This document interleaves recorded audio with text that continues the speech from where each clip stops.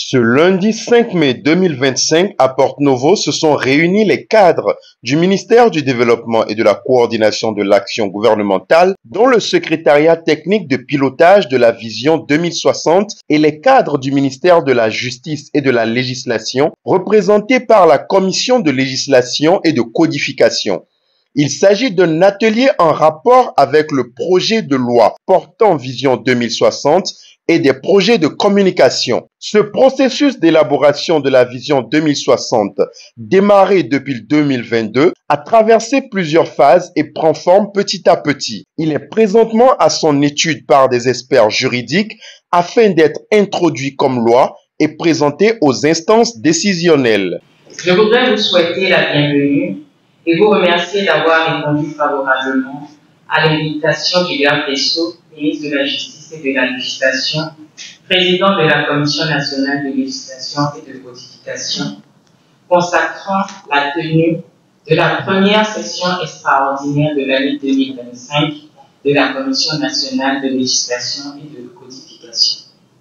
Mesdames et messieurs, nous arrivons aujourd'hui à un moment charnière où les résultats issus du processus doivent désormais prendre une forme législative et réglementaire.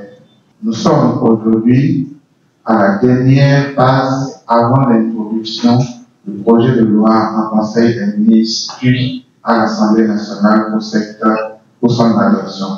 Je voudrais donc profiter aussi pour féliciter toute l'équipe qui a accompagné le processus depuis près de 2 ans maintenant, qu'elles soient ceux qui ont toujours été là et ceux qui nous rejoignent ici. Chaque béninois qui a apporté sa pierre à la construction de cette vision de 2060. Sous la supervision du directeur de cabinet du ministère de la Justice et de la Législation, Adamo Moussa, accompagné de la secrétaire générale adjointe du ministère du Développement et de la Coordination de l'Action gouvernementale, il était important de rappeler aux participants l'importance de la tâche à accomplir afin de répondre aux normes de la législation béninoise. Conformément aux dispositions de la loi 2024-09 du 20 février 2024 portant loi cadre sur la planification et le développement et sur l'évaluation des politiques publiques en République du Bénin, la Vision 2060 est adoptée par une loi par l'Assemblée nationale sur la base d'un projet transmis par le gouvernement. C'est pourquoi cet atelier a été organisé. Il a pour but de recevoir le quitus de la Commission nationale de la légistique et de la codification sur le projet de loi déjà élaboré, d'en affiner les dispositions et de préparer son introduction en Conseil des ministres. Cet atelier permet également d'affiner les projets de décret de transmission à l'Assemblée nationale et de communication pour son introduction en Conseil des ministres. L'adoption de la Vision 2060 ne constitue pas un simple document administratif ni législatif.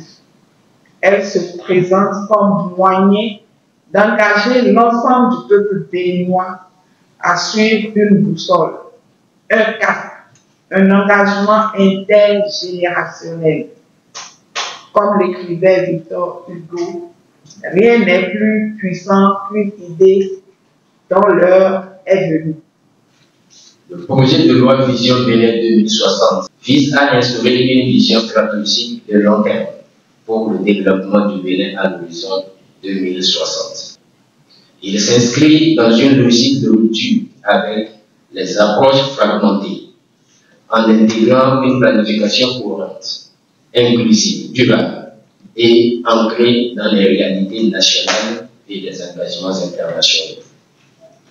Je nous invite donc à un examen rigoureux, apaisé et constructif, guidé par notre responsabilité historique de bâtisseur de normes.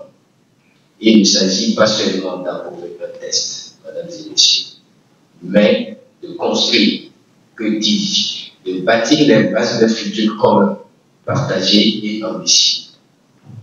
Que nos travaux aboutissent à un cadre législatif digne des aspirations du peuple béninois et que Vision Bénin 2060 devienne le socle d'un monde de justice, de prospérité et de paix. Les travaux étant lancés, les participants ont été imprégnés de tout le travail abattu depuis le début à travers une présentation détaillée afin d'avoir les outils nécessaires pour accomplir la tâche commune. Les travaux se poursuivront durant toute la semaine et seront présentés en plénière vendredi 9 mai prochain.